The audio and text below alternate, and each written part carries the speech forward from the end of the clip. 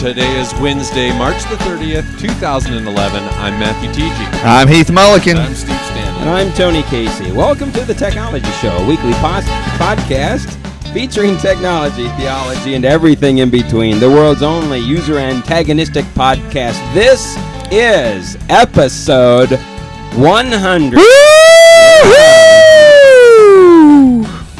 So we got in studio this morning, and TG, you seem to just kind of go nuts there when Steve got here. Yeah. Well, he always does that. Because Steve walked in so unassumingly with a little brown box. And he sat down, and out of that box, he procured an iPad 2 case. An iPad 2. Which he opened up here in front of me. It's like he's doing it on He's purpose taunting just us. to hurt me. This is the most surprising thing. When we asked him, hey, you got the iPad 2? He says to us, well, I had the iPad 1, and I traded it in the window of time. None of us had a clue. He had the iPad 1. It's because he's ashamed of himself, and he should be. All right? He's ashamed of himself, and he should be. Oh, no. I just want to prove that we elders can still have a trick or two up our sleeve. Oh, my dear goodness. Is Steven Sheets in the chat room yet? Does he know? Steven knows. Steven is going to be very disappointed. They all are Steve's ashamed of you. second Apple product now. Your fan club dropped from 3 to 1, just like that. Yeah. Oh, I still have one? Yeah. Who's that? All right. Well, Mama? Your wife's not listening today. Your mom will keep listening to the podcast. Listen, we want to welcome today a very special guest with us, Dr. Melinda Lundquist Denton. She is an assistant professor in the Department of Sociology and Anthropology at Clemson University. Her research examines the intersection of religion and family life in the United States with a current focus on the religious lives of adolescents. Dr. Denton's primary work is with the National Study of Youth and Religion, a longitudinal mixed method study of youth and young adults in the United States based at the University of North Carolina at Chapel Hill and Notre Dame University. She served as the project manager for Wave 1 and as a co-investigator for Waves 2 and 3. Dr. Denton's publications include Soul Searching, The Religious and Spiritual Lives of American Teenagers with Christian Smith, and A Faith of Their Own, Stability and Change in the Religiosity of America's Adolescents with Lisa D. Pierce.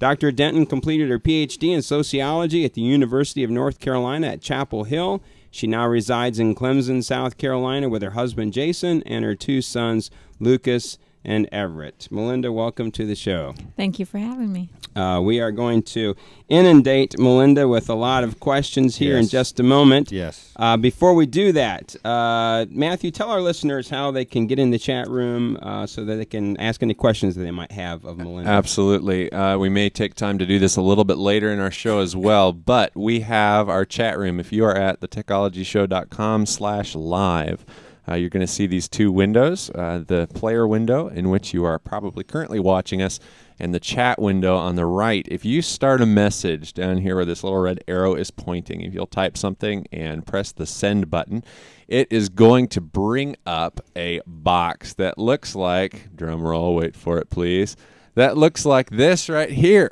And if you are currently registered, if you have an account with Ustream, you can put your credentials, your username and password in right there. If you do not have one, you can press that button. It's the middle one there that says sign up, and that's going to bring up a little panel that will let you create a username, a password, and all of that, and get going in our show. We want you to join our chat room because we have giveaways today. Yes. We have the opportunity for you to ask questions to our guest. Phantom White is we holding are, him up. yeah, let me see if I can get a shot here of our giveaway stuff. Here we got Soul Searching. We've got A Faith And of Their Own. that is also autographed already by Melinda. Yes, autographed, that's right. And then we have Faith of Their Own. We're giving that away. Yeah. And the this DVD is of Soul the biggest Searching. prize package ever.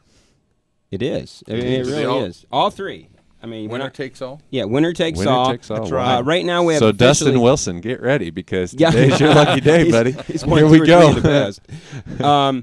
We have a couple people, Marcy and Steve Pickle, I know have asked that have their names on the list in the chat room. If you Yeah, what we'd really like you to do, what would make it easiest for us, is if you'd send us an email at thetechnologyshow@gmail.com.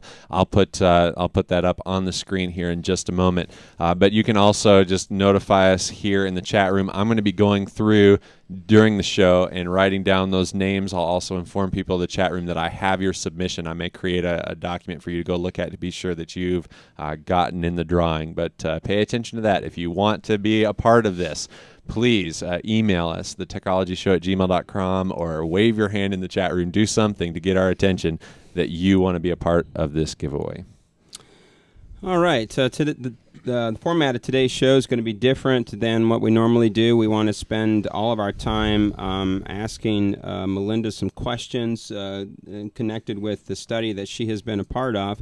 So, Melinda, let's just jump into this. And I guess the best way to start is explain what the National Study of Youth and Religion is. Sure.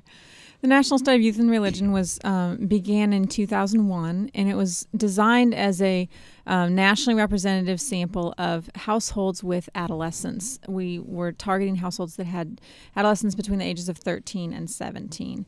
And so using a random digit dial technology, we did a nationally representative sample, and we conducted a telephone interview where we interviewed the one adolescent in the home and one of their parents. And we ended up with about 3,370 parent-teen pairs.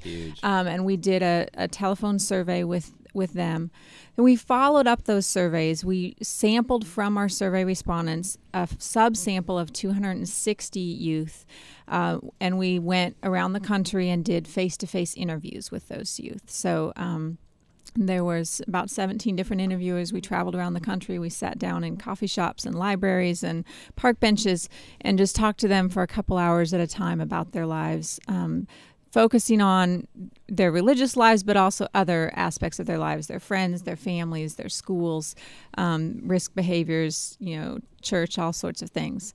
So that was the Wave 1 data collection, was the 3,300 telephone sample and the in-person interviews. We then kept track of those youth over the next few years, sent them birthday cards and called them, and and that was a major project. How many people were involved in just doing the follow-up? We had one person whose primary job was to coordinate the follow-up, and then of course she had several graduate student, RAs and such helping her with that project. But she was really largely responsible for tracking them down. But it did take a lot of people hours to keep track of them. So Debbie Pyatt was our contact person, and she kept track of those teens over the course of the next couple of years. And then in 2005, we followed them up again, and went back to and did another telephone survey, this time with just the youth. They were between the ages of 16 and 21. And we followed up with in-person interviews with a smaller subsample, that time about 170 of them, of the same youth who were interviewed the first time. So we had surveys over time, and we have in-person interviews over time. Then in 2008, a third wave of data collection, going back and doing the survey again, going back and doing the in-person interviews again. And at that point, at the third wave, we actually added some additional interviews, so brought in some new cases for comparison. Okay. So we followed up those who'd been interviewed before and then added some new for sort of a control group. I know Christian Smith, that's a recognizable name. He's been part of this. Who else might? Chris Smith was the lead PI on the project, and he was the one who wrote the original grant to the Lilly Endowment for the project. And then Lisa Pierce came on as a co-PI for the second wave, and she and I worked together to write the book that came out of that wave of data. And then, we've had several other people involved in the project. Terry Clark served as the project manager for the second two waves.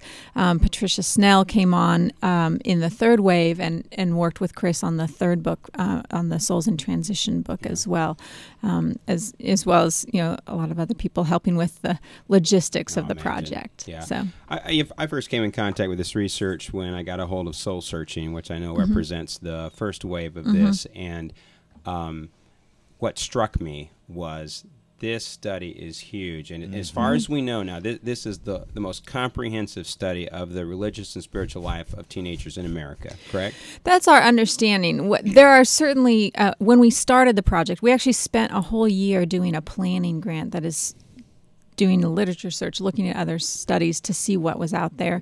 There were a lot of studies that that look at youth, the national, the adolescent longitudinal study of adolescent health, and some others that include questions about religion, but none that were as targeted or focused on religion. Yeah. And then there were studies that focused on religion but weren't nationally representative, didn't have as wide of a population. So this was the study we felt we tried to construct one that put those two pieces together, nationally representative with a major focus on religion. I think one of the things that also strikes me about this is that the mixed method. In other words, for those that understand research, this is quantitative, and so you have this broad net that you're casting, but it has a huge qualitative dimension. I mean, on the first wave, when you're doing over 200, now I have to use a qualitative method for my research, and so I had this little small project where I had to just interview 6 people, tape that, transcribe it, and that's when I began to realize, oh my word, because on my research I'm going to have to do 25 to 30, and so this is what it seems to me makes this research so valuable, because you have this broad net, but then you have this depth, and it is the qualitative that answers the why questions. Yeah, the qualitative piece was important because you get that depth, you get the sense of sitting across the table and hearing their explanations, and we really were able to put those two pieces together to give us some additional insight. And there were times where we could look at the survey data, but then go back and hear, well, what do they really mean when they talk about this particular concept? What's going on? How are they explaining this? And the qualitative interviews really helped us to sort of ferret out some of those interpretive tool. interpretations. It interprets the quantitative aspect of the research. That's right. Yeah. All right. So we talked about soul searching. That represents the first wave. So in your mind, I mean, what are some of the big takeaways here from the first wave? I think in the first wave, what our purpose was twofold. One was first just to lay the groundwork and say, how religious are youth in America? Nobody really had answered that question. Just generally, what's the descriptive nature of their religious lives? And we had sort of a glass half empty, glass half full, result, which is there were plenty of people who were under the impression that teens had largely abandoned religion, and we were able to say that actually that's not true. That there's a lot of religious engagement among adolescents. On the other hand, there was some things about their religious engagement that raised some flags for some people, or that maybe they weren't quite as articulate about their faith as we would have expected. And so I think depending on what you were expecting, you might have been surprised by the results. But the general thing we found is that, again, a significant portion of the population of adolescents are engaged in religion at some level. One of the surprising things from the results, though, was the extent to which they're relatively inarticulate about what that engagement means to them or how it affects their lives, or understanding the orthodoxy of their own faith traditions. So there was some, depending on what you were expecting, depending on your perspective, some good news, some not so good news from the findings. So one of the things that really jumped out at me, talk a little bit about the role of parents. I think one of the most stable findings in the first wave and carrying on through the next couple waves is that parents really do matter in the religious lives of their adolescents. When we started the study, there was some research coming out suggesting that peers take a predominant role in the lives of adolescents and parents don't matter as much. And we just didn't find evidence of that in that first wave. I think that peers do take a larger role as adolescents get older, but the religious lives of parents was the strongest predictor of the religious lives of adolescents in the first and second waves of the book. Yeah, the reason that struck me was I pastored for 14 years, and I wish I could take back every one of those sermons where I talked about how the peers, because in the evangelical movement, which I'm a part of, that is the mantra. Right. And that's what we were hearing, that peers had more influence on our kids than we did. Right. And peers certainly have an influence, but we didn't find that it outweighed the influence of parents. And largely, another finding was that youth were relatively conventional in the sense that most of them looked very similar to their parents. They weren't out to rebel against their parents at this age. Now, some of that comes a little later, but in the 13 to 17 range, most of them were fine. Like, yeah, this is how I was raised. It's fine. I have no problem with it. Wow. It's not particularly, compelling or, have a lot of authority in my life, but we didn't hear a lot of rebellion. We didn't hear a lot of dissension. We didn't hear a lot of disgruntledness. There's some, but it was not nearly what I think some people expected to find. What are the catalysts for that kind of response, the rebellion and adjustment of their thinking? Like I said, we didn't see a lot of that in the first wave. As they get older, you get more of that. And I think a lot of that is sort of as they develop autonomy, as they move away from their parents, and just subject to the larger cultural influences, is going to create some of that. When we did hear teens talk about being sort of disgruntled with religion or church or whatever, some of what we heard was about inauthenticity or, hypocrisy wasn't as big of a story in the first wave as we expected, but we did still hear among those who were disgruntled, there was this sense of, my parents want me to go to church, but they themselves are living this particular life, or I see religion doing more harm than good. Some of those sort of cliche sort of responses, but again, those were a pretty small percentage, at least in the teenage years. Another part of the question out of the chat room. Yeah, one of the two of the questions was what was the geographic area involved? I know you started out with a nationwide telephone survey, and then the second question was, are we talking Christian spirituality or just general? Those are great questions. It was when I say it was a nationally representative sample, we covered the entire U.S. The telephone survey, included all 50 states.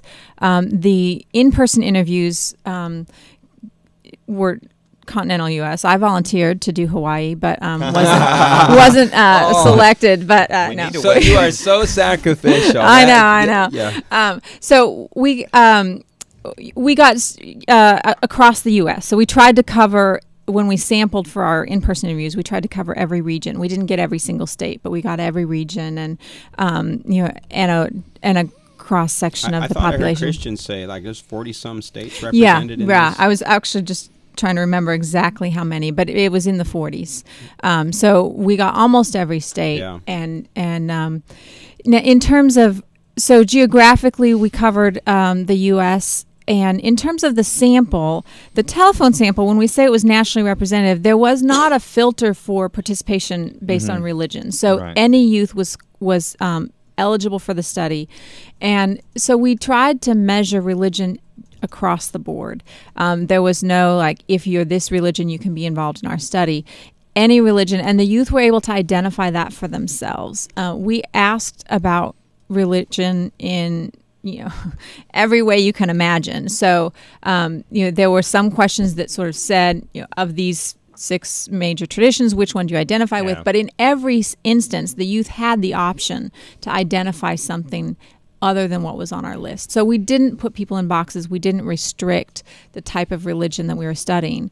Now, we have had people ask, because a large, part of the book refers to the Christian tradition, but that's largely because that's the population that we're representing. It is nationally representative, which means we did have Muslim teens in our sample, but so few because they are such a small percentage of the larger population, and the same for several of the other samples. Sure. The exception to that is that we did do an oversample of Jewish adolescents because we wanted to be able to say something about that specific population. We actually in addition to our original telephone sample, we did an additional 80 cases where we targeted Jewish adolescents to just try to increase our ability to make some generalizations about that population. But beyond that, it was just representative of the national population. I think I'm right on this, that one of the findings in that first wave is that kids are far more religious than people believe, and more traditional than probably what we give them credit for. Yeah, there was the perception that, adolescents are part of the trend of sort of the buffet style religion, picking and choosing, combining spirituality from, all these different religious traditions. And we didn't find that in practice. What we found a lot of acceptance for it. So yeah, that's fine if somebody wants to combine Buddhism and Confucianism and Catholicism. That's great. I have no problem with that. But very few of them were actually doing that themselves. Yeah. So much more traditional than people expected. Yeah. What were some of one of the questions is, can you just share with us maybe one or two of the specific questions that you asked to kind of get the conversation started? About their religious lives? Right. Well, of course, on the telephone survey, we had a whole battery of questions, and everything from, when you think about measuring religiosity, which I know we'll get to later. We'll go ahead and jump into that now, because so that's the question. How do you measure religiosity? Right. Because we face this in the church in terms of measuring people's spirituality. Right. So there's a parallel here. Well, we really address this more in the second book, A Faith of Their Own. But religion has multiple facets. I mean, you can think about it in terms of religious affiliation. What religious institution does one identify with? Religious identity, which is something different altogether. What religion do you? So you can have a youth who's affiliated with the Catholic Church but identifies as not religious, or identifies as Catholic but has never stepped foot in a church. So the identity and affiliation aren't necessarily the same thing. So we ask questions about where do you go to church to tap into affiliation? What religion do you consider yourself to be? Then we asked a bit about beliefs. So what do you believe about God? What do you believe about judgment? What do you believe about heaven and hell, and moral beliefs? So this sort of affiliation, identity, beliefs. Multi-layered approach. Then. Absolutely. We asked about religious practices. Okay, well, you believe these, but then what do you do? Yeah. Do you go to church? Do you pray? Do you meditate? Do you, give money? So a whole battery of questions about religious practices.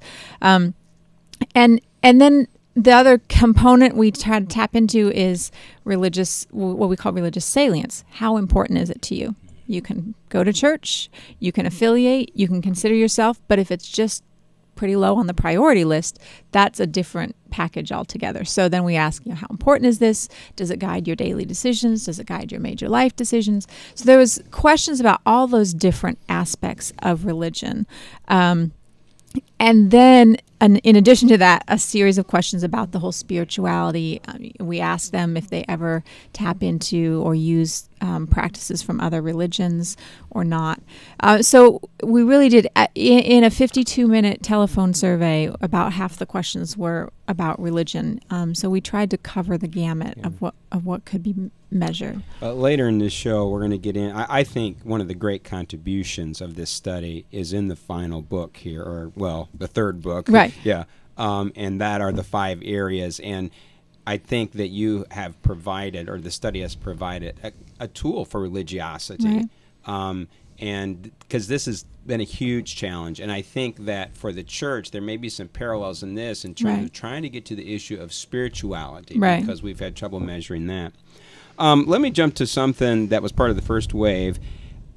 This is really what hooked me and made me interested in this whole study, and that is something called Moralistic Therapeutic Deism. It sounds very academic. So can you unpack this a little bit, put it in layman's terms? This seems to be the de facto religion of youth, and we can talk about that. Yeah, now, moralistic therapeutic deism, like you said, it's sort of an academic term that we applied to this trend we were seeing, or sort of a theme that came out across the interviews, which was that sort of irrespective of what particular tradition youth were from, their responses about religion all started to sound very similar. And so it seemed like there was this underlying current of how these youth were talking about religion in their lives. And sort of to unpack it piece by piece, the moralistic, the idea is that religion to youth had these three components. One was a moralistic component. The purpose, the end goal of religion is to make you a good person. And by the way, if you can be a good person without religion, more power to you. Okay. But that religion really was about morals and providing you with moral guidance and being a good person. And the theistic part is that, yes, we believe in a God. There's sort of a God out there. But God's primary job is to make me happy and get me out of trouble when I need him and not get too involved when I don't. And so there was this idea that, okay, the purpose of religion is to be a good person. There is a God out there who, I can call on if I need help.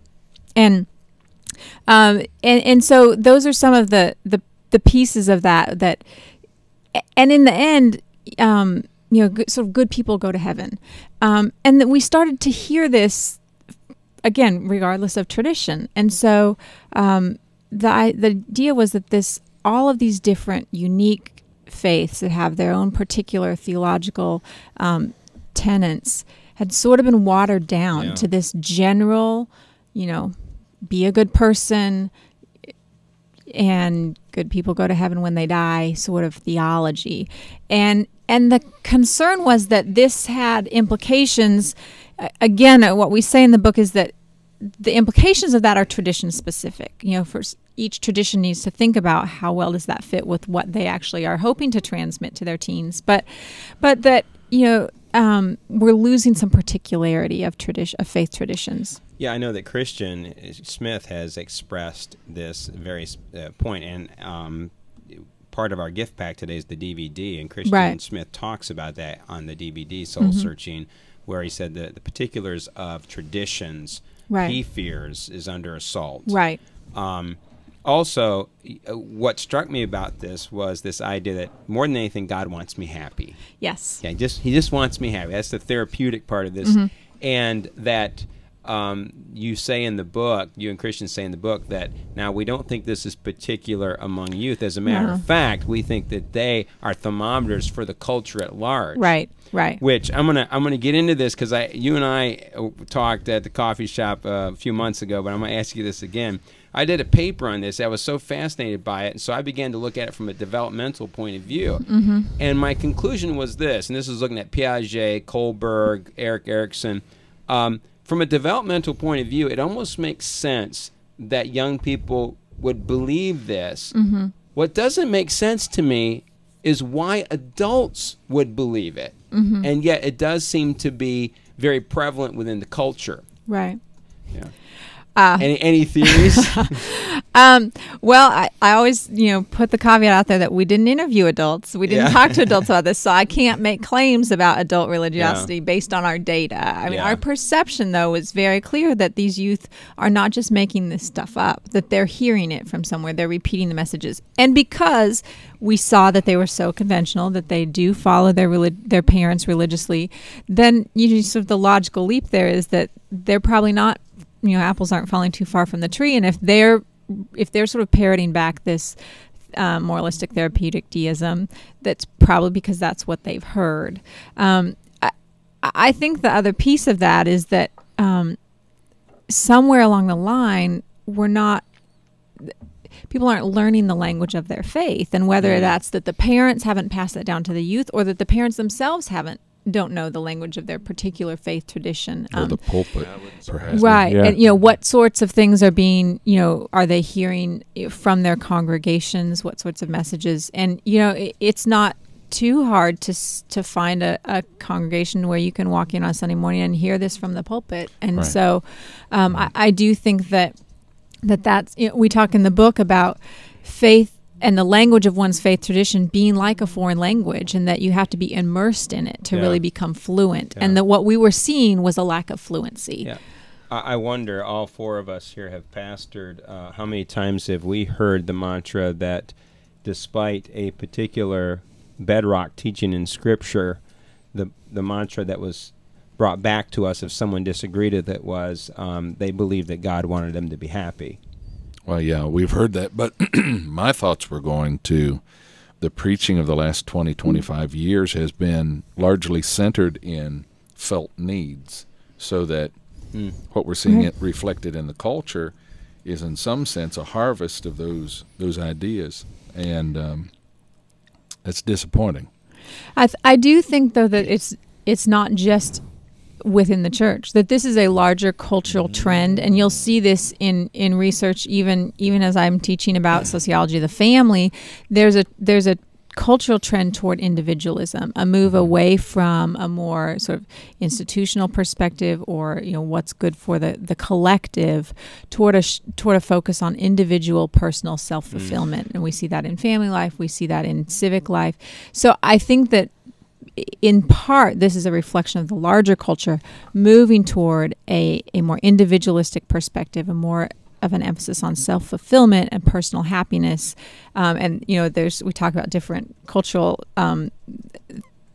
trends going on that contribute to this, but I think that's a large part of where that sort of God wants me to be happy, because the culture says my primary purpose in life is to find self-fulfillment and be happy, and so that sort of makes sense that those should say the same thing. I don't know how long it's been since the Roseanne show was on television, but I just, in looking for a video illustration for my sermon this last week, I came across a great clip that mirrors everything you're saying. They're sitting in the living room. The boy comes in, I don't even remember what his show name is, and they're upset because he's been late coming home from school every day that week, and Roseanne asks him, "Where have you been?" And he finally, kind of shamefacedly says, "Well, I've been stopping at the church." And she says, "Why have you been going to the church?" Well, he said, "I don't know what to believe about God." And she said, "Well, who better to ask but your dad and I?" And he said, "Well, I didn't know. You guys never talk about it." So they sit down for the talk, and the essence that she expresses of her religion is, we believe in being good. Mm-hmm. And the clip ends with a great line from John Goodman. He says, he says, on my side we're Pentecostal and Baptist, and on your mom's side they're Lutheran and Jewish. So, but in essence, we just believe in being good, but we're not practicing. One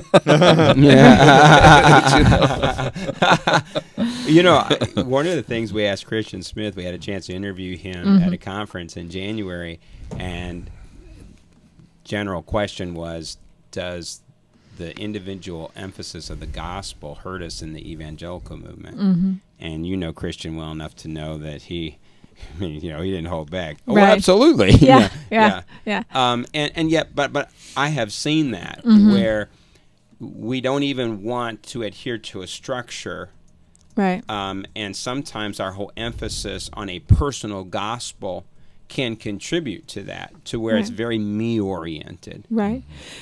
I do think that's something to be aware of, particularly in the evangelical tradition. And Chris's work with Michael Emerson has found that the same thing, is that because those faith traditions do emphasize that the primary importance of the personal relationship, that without a lot of nuance or attentiveness to what the scriptures actually say there, you can easily slide into then this is about me, and my relationship is most important, can easily be heard as, how I feel about this, how I respond to it, how it suits my needs.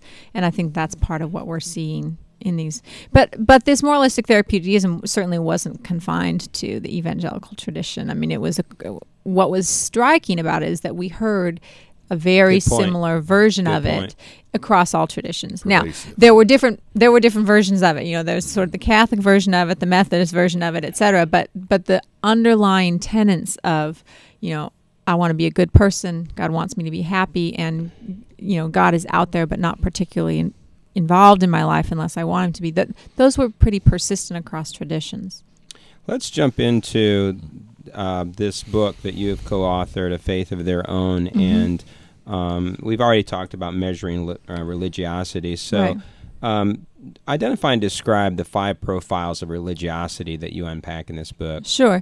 Could I say a few words about how we Yeah. came to please, those? Please. So I mentioned there's all these different facets of religion, and what tends to happen is we choose to either pick one as a proxy and say, okay, we're going to look at attendance, or we're going to look at importance, and just use that. The other way that it has traditionally been measured is we create a scale. We say, let's take all 10 measures of religion and combine them all together, and your average score is how religious you are. Mm-hmm. But, you can think about some of the problems with that, because you get a kid who attends every week, but it's not at all important. Mm. And their score on some arbitrary religious scale is the same as somebody who attends every now and then, and it's sort of important, right, if they're middle of the road. Mm. So we were trying to think about how can we think about this differently, not to just combine all these measures into a single scale, but to get better at the nuance of what's going on. And what we did is we used a statistical method called latent class analysis, where we actually looked at how people package the different pieces of religion more than just a sum total of their religiosity. So the idea was that, are there common ways that people put together the different pieces of affiliation, attendance, salience, beliefs? Are there patterns in how they combine the different pieces of it? And so by using this method, we were able to identify these 5 different, what we call profiles. And what those are is everyone in a particular profile shares a common response pattern to those questions. So they tend to be high on this and low on that, or high on everything or low on everything. And so by looking at not individual questions, but the pattern of responses to those questions, and we used 8 different indicators to do that, we came up with these 5 different profiles. And the idea is that this is about common ways that adolescents are putting together the different elements of religion to sort of come up with these religiosity profiles. Question? Yeah, a couple of quick questions from the chat room. I'll ask 2 of them together. They're from the same person. Do you feel like the reality you're seeing from your research that is feeding the emergent church trend, maybe, and then and because of that, instead of going to a deeper catechism to combat that, we are simply leaning toward the entertainment of people's emotions, that we're simply appealing to, okay, you're here on Wednesday night for youth, and I want you to leave here feeling good. Yeah, the first question I have a harder time answering. I'm not sure the extent to which this is linked to the emergent church movement. I think that there's certainly some impulses in the emergent church that would tap into this, or at least show an awareness of this sort of reality for adolescents and young adults. But yeah, I couldn't speak to how much there's a direct link there. I do think that among youth pastors and the sort of the youth programs, that there certainly is this sense of, how do we keep these kids engaged? And I think what I've heard from the youth pastors I've interacted with is that there is this emphasis on entertainment because there's a sort of pressure to keep them engaged, and the perception that entertainment is what will keep them engaged. We don't find evidence that that's what keeps them engaged. Right. If but you've that's seen the perception. DVD of Soul Searching, the Mormon young man and his dedication to get up at 5:30 every morning to go to, they call it seminary, but it's training, and they do it 2 hours every morning, 5 days a week. Right, and they're not being entertained at 5:30 in the morning. No. So that's what we found, is that the entertainment piece, I think, has had a lot of support, in terms of the programmatically, but we didn't find that that's what youth were really looking for out of their youth group experiences. Yeah. So. But here again, let's look at the culture at large. We're an entertainment culture, so some people will drop $1,000, $2,000 on a big sporting event for a weekend and feel good if they slip to 20 in an offering plate. Right. Well, the markers by which we determine church success are 3. How much, how many, and how happy. Right. And everybody concedes that that's where we've gotten to. Right. Well, if you're 6 months out from a pastoral vote, are you going to preach against the sin in your congregation? Or are you going to tickle some ears? Well, you're talking to somebody who You better move along, right? I stub toes, and I think we all do here. Right. I mean, because I'd rather be without a church than be guilty of being Yes. Yes. hireling, I guess is the term we use. Yeah. But you were going to say something. I saw you were ready to deliver something. I thought you were anyhow. Well, I mean, I can. You want me to go back to the profiles? Yeah, or let's go back to keep the going? I don't wanna profiles. Yeah. switch. Well, so when we looked at the way we packaged, the youth are packaging these religious identities, there were 5 general profiles that emerged. And we call them the 5 A's. The abiders are those that are consistently high on religion. You know, each of the questions we ask, they give sort of the highest answer. They're highly engaged in their practices. It's highly important to them. They feel close to God, those sorts of things.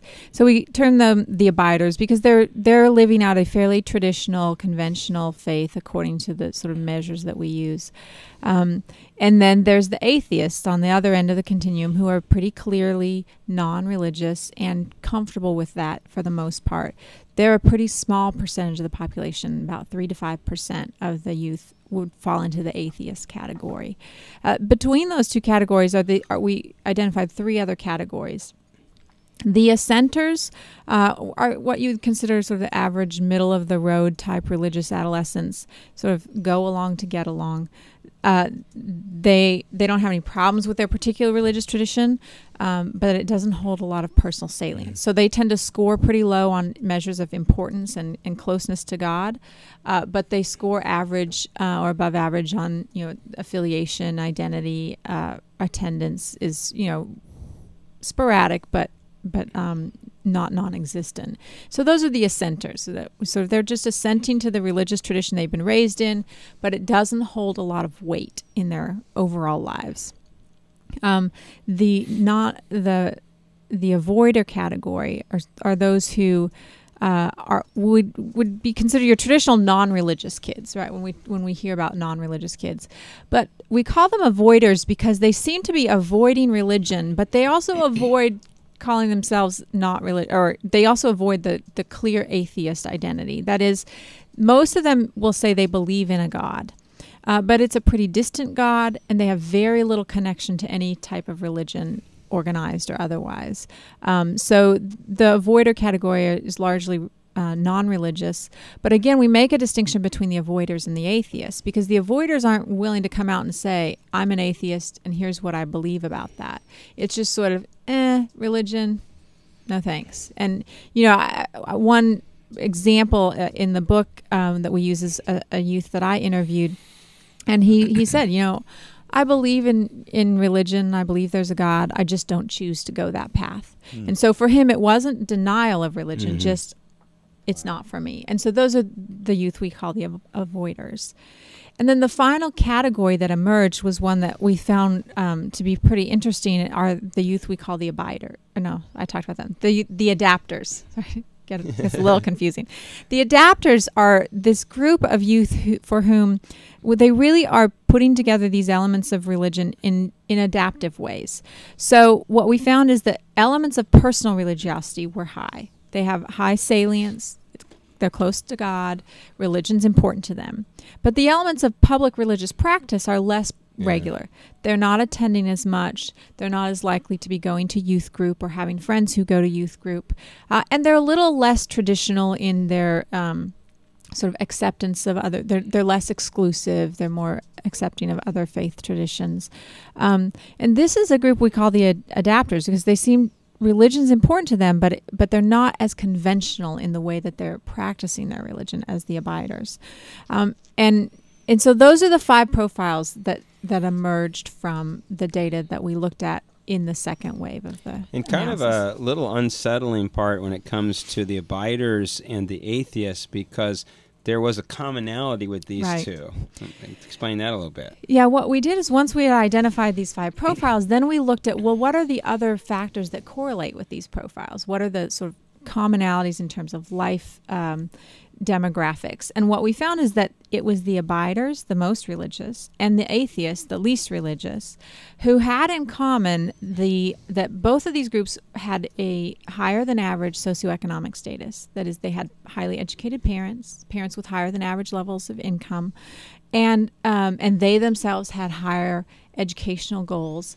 And the sense that we got from reading their transcripts, from talking with these youth, from looking at their survey answers, that these were youth who were more clear about their beliefs, that they had a more sort of, they had a neat, clean package. Everything fit together, right? For the atheists, they were non-religious on every question. For the abiders, they were highly religious on every question. So there was a consistency to their religious packages that translated into higher levels of personal well-being. So, lower levels of personal depression, body, more positive body image, and these sorts of things that, and again, higher educational aspirations. So they had a lot in common in terms of their family backgrounds and their sort of overall life well-being. Now, there was a clear distinction in the level of risk behaviors between atheists and abiders. That is, atheists were the group most likely to be sexually active, to be engaged in, substance use, those sorts of things. But they seemed at this point in their lives, now, we're not making claims about what happens 5 years from now, but at this point in their lives, there's no conflict. There doesn't appear to be the same level of internal conflict created by those, because it's all part of a consistent package. And so that was an interesting finding, that these it'd be so cool if 2 decades from now you could follow up. Right. Well, what we do know is that while atheists themselves had lower than average levels of depression, their parents had higher than average levels of depression. So we have to be cautious. Interesting. That it's not the case that, we can't project, we can't say 10 years from now they will look like their parents, but I want to be careful not to say they're doing fine. They are doing fine right now. Right now, their life outcomes look very similar to those of abiders. What we don't know is what that looks like long term for them. And I was not surprised by that. We talked in the pre-show because there's a settledness to their questions. Right. There is. They've made up their mind, and so anxiety. When you've settled questions, anxiety is going to go down. Right. Yeah. And so you see the avoiders are the group who sort of display some of these higher levels of depression or lower levels of life satisfaction. And part of that is that unsettledness and sort of like not quite having these things, these answers figured out. I'm going to ask you a question, then we'll take a little break here. I'm going to let you think of it because we're getting close to the end. So if you were going to, if I had parents in here or youth pastors, and you have all this data, and so I'm going to ask you a very difficult question. You already know it's coming. What would you say to them based on the research that you've been doing? And just hold on to that question. We'll answer it in a moment. Matthew, once again, let our listeners know, for those that may not be registered for the prize. Well, we've got a lot of people in. I just put up in the chat room everybody who's entered so far. But to enter, all you have to do is send an email to thetechnologyshow@gmail.com. You'll see that all over the chat room and all that kind of good stuff. I'll also put it up on the screen here in just a moment. But send that email, and it doesn't have to be anything particularly except, I just want in on this contest. We've currently got, let's see, 1, 2, 3, 4, 5, 6, 7, 8, 9, 10, 11, 12, 13, 14, 15 entries so far. Right. And I'll keep you updated in the chat room as to who is entered. But please, send those emails in if you would like to be in on this competition. A lot of new people in the chat room today and asking some good questions. One of the questions, I don't necessarily what this has to do with anything. One of the questions was, I don't even know what the 5-factor method is, but somebody asked if you guys had used that in some of your research. I don't even know what that is. I'm not familiar with that. I know what the fear factor method is. Well, the fear factor comes in education when you're afraid of failing. I know that. So I feel that right now with my research. I'm not exactly sure if they're referring to a factor analysis. We didn't use a factor analysis, although the latent class analysis is similar to a cluster analysis, which there's some sort of commonalities there, although it's a slightly different method. So. All right. Any other questions from the chat room? Well, you asked the one about, what do they do? So that's been one of the main ones. So no present questions right now. Okay. Yeah. All right. So, Melinda, let's get back to this. Give us the one sentence. Yeah. We'll publish it. We'll do our own little article. Yeah. We'll give the definitive answers to youth pastors and parents. Right. Go ahead. Here it is, the solution. Yes, please. clearly we all understand it's more complicated than boy. that. I think from, like I said, a consistent finding from the first 2 waves is that parents really matter. And they matter in the sense that what parents' lives look like matter. And Chris used to always say when we would go and talk about the first book, he says, we get what we are, not what we hope for. And so the message to parents out of that first book was what you're hoping for your kids is not the most important thing. It's what you are for your kids, what you're displaying for them. So we get what we are, not what we hope for. And so in many ways, just trying to emphasize to parents, your role is important, specifically how you live out your religious faith and what you model for your youth, more than what you ask your youth to do or what where you drop them off on Sunday morning and that sort of thing. And I think from the faith of their own, we have a chapter in there devoted to a concept from the psychology literature called scaffolding. And it's this idea that, again, thinking about developmentally where adolescents are, is that there's this process by which they need people to scaffold them in their developmental process. And with scaffolding, you want to build those supports up just to the point at which they're being challenged and they're having to grow. And we talk about over scaffolding and under scaffolding, and the idea that adolescents who receive not enough support in their, in other words, the religion is up to you, go figure it out for yourself approach, those adolescents struggle, and they end up, the ones, we saw evidence that leads to that sort of meandering away. Yeah. But we also had examples of over scaffolding, where parents were trying to create a very rigid box around their adolescents without a lot of movement for thinking these things through, expressing doubts, talking about challenges.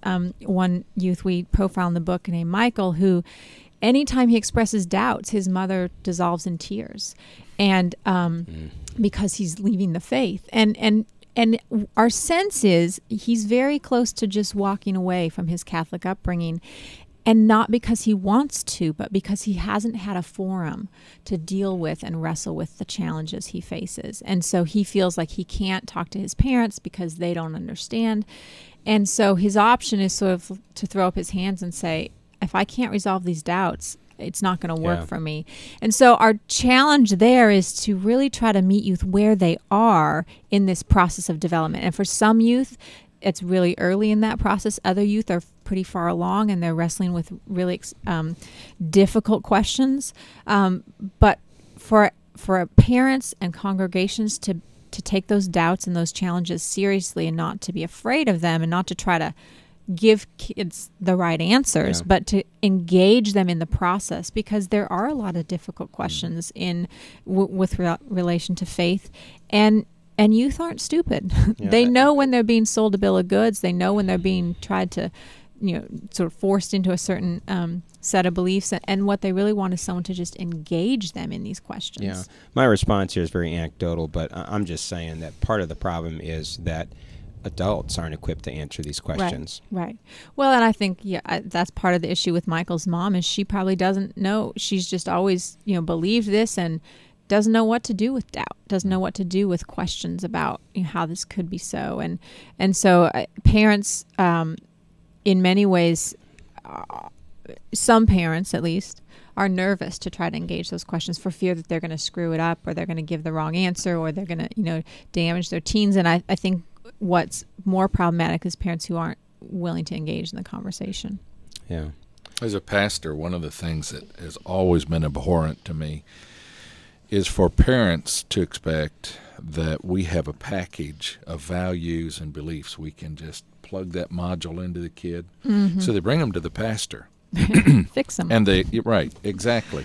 And so much of what we see with Jesus in communicating with others is questions back. Mm-hmm. Consider this. Here's a parable. Think about that. Think about the implications of it. And I think that's one thing. I haven't had a chance to read the books. I've skimmed both of the books, and I have them now on my iPad too. Love it. So, love it. So I'll be reading them. But I think that's among the things that I picked up was that children need space, guided space, and they need relationship. Right. Deep relationship with somebody they trust. Yeah, relationships with adults, whether it be parents or members of their congregation or their soccer coach, those tend to be very important in those early adolescent years. And you're talking about congregations and what can congregations do.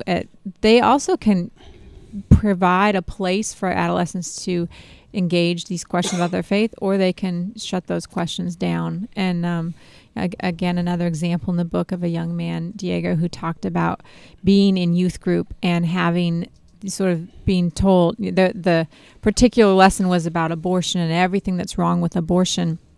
And he, I think, very insightfully said, they're missing the boat. They're talking to these youth who he lived in a very disadvantaged area. He said, why aren't they talking to us about all of the struggles we face in our life that are going to lead to unplanned pregnancies?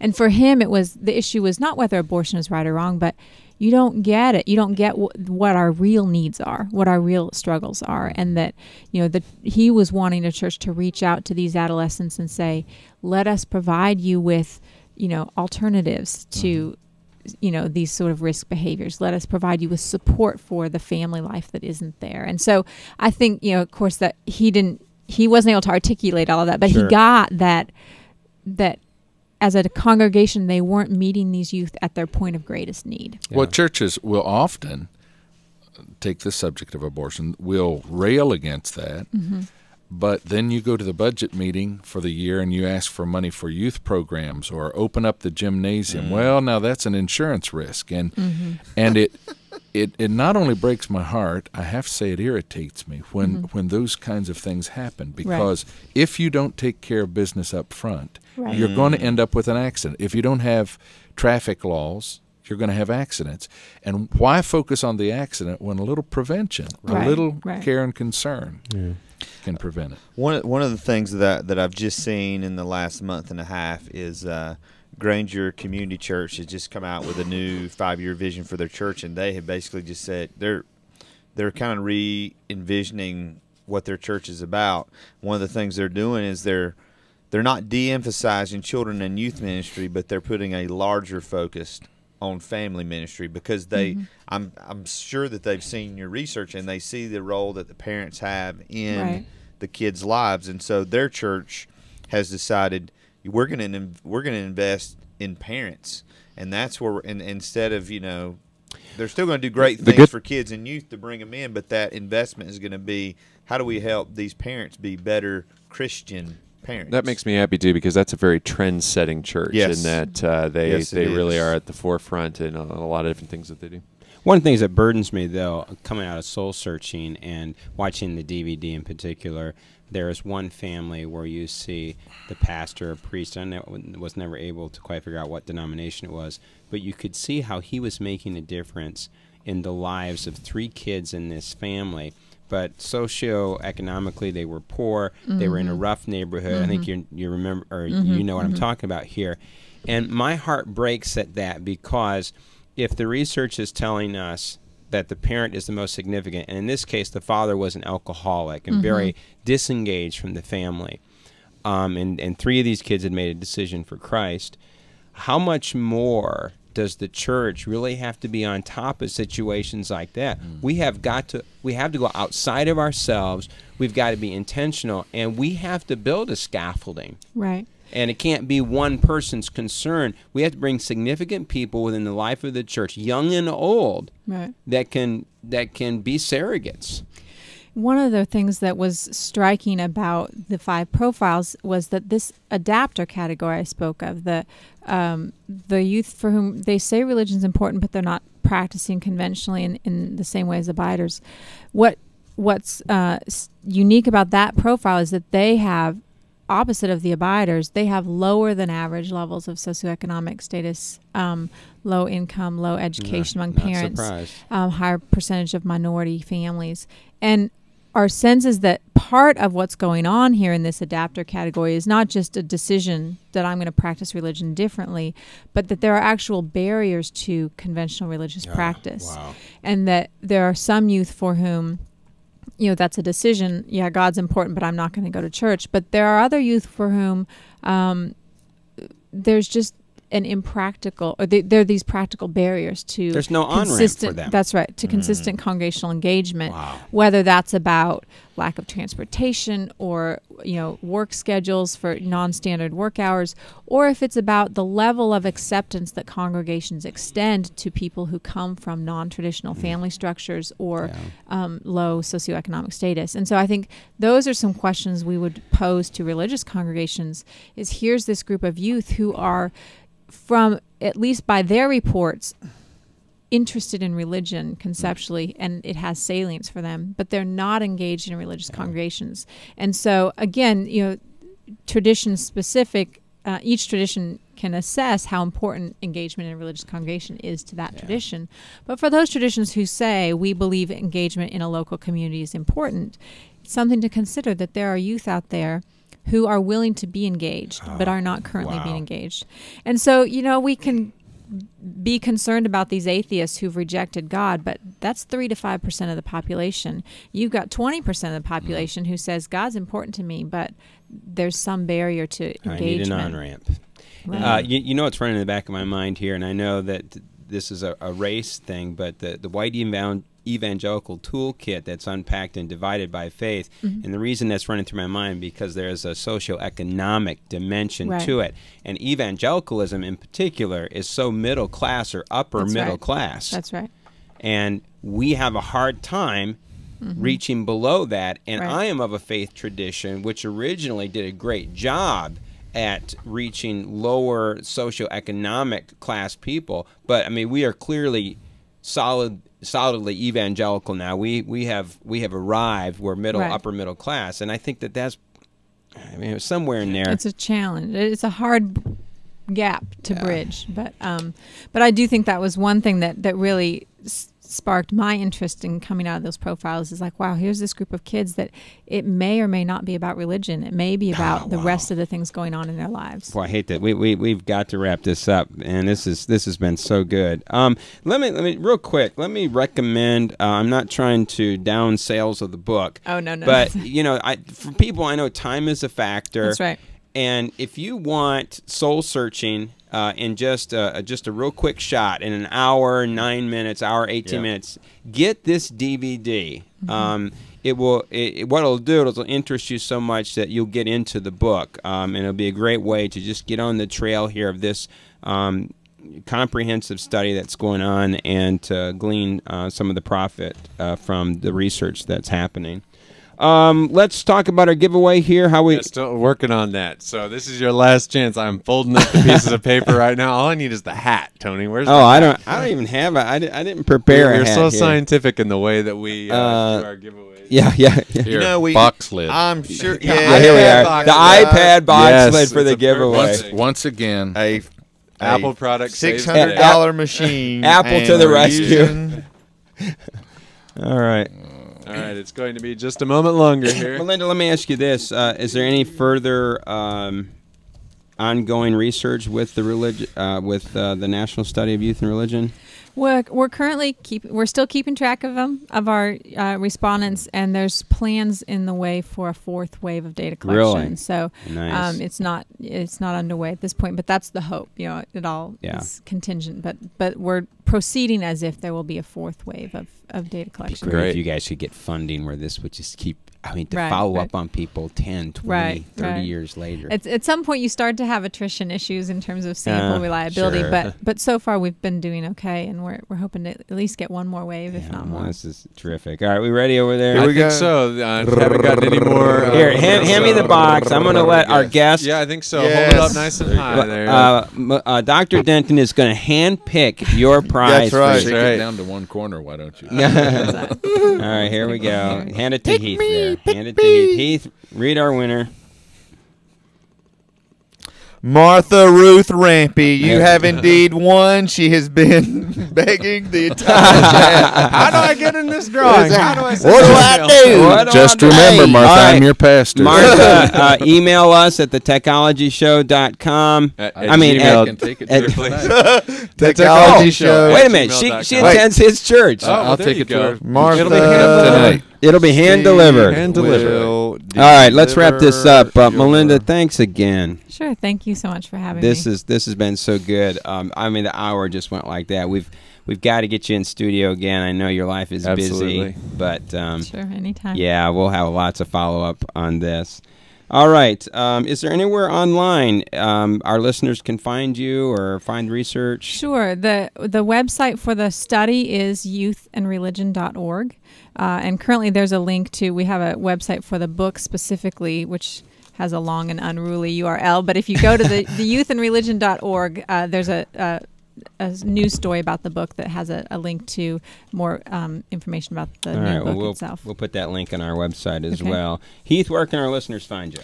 They can find me starting next week again at chaseyourlion.com. Been on a blogging hiatus, and but yes, they can find me there and then find me everywhere. Tiege? Twitter.com/C2TS. Brother Stanley. Well, they won't find me at the Apple Store. Not this week, but I'll be at facebook.com steve.stanley. I guess it is. All right. You can find me at facebook.com/AKC64. Let me tell you what's coming up in the future. We have Kevin Beers, who will be with us on April the 6th. He's lead student ministry and college-age pastors at the Wesleyan Church at Hamburg. Also is in charge of the upcoming event. The Follow Tour event that Houghton's putting on there at their church, and he also runs the Hub, which is their student center. And so I'm sure he'll have some thoughts on today's discussion. He's been in the chat room, and looking forward to having him in next week. April the 20th, we have Dr. Everett Piper. He is the president of Oklahoma Wesleyan University president. We'll be talking to him about categories of truth and really honing in on that. On April the 27th, we have Dr. Wayne Schmidt. Also, we're going to have, along with him, Joanne Salas Walker. She is the director of Latino and Latina education at Indiana Wesleyan University, and as many of you already know, they have started what we believe to be the first Spanish-speaking MDiv program. It's an online program, and so we're actually going to have Frankie Rodriguez in studio that day because he's part of the very first cohort to go through Wesley Seminary's new Spanish-speaking MDiv program. On May the 4th, Aaron Gadsby will be in studio, and then via a Skype conversation I will tape before the show with Dr. Norman Wilson. We'll be talking about immigration. And part of our goal here is just to stop approaching this issue like it's some simple thing. We want to get into complexities of it and begin to talk, where should the church be in all this. And as many of you know, Dr. David Spittle, president of Southern Wesleyan University, is resigning. He's going to be in studio May the 11th to just talk about his tenure there. We're really looking forward to that. If you want to do further research on anything we discussed today, you can find all the links to what we've discussed at our website, thetechnologyshow.com. If you want to contact us, send your emails to thetechnologyshow@gmail.com or leave us a voicemail by calling us at 3049-TEOLOGY. That's 304-986-5649. Leave a message and we'll play your comments on the air. Thank you for joining us. Goodbye, everybody. Goodbye. Adios. Bye.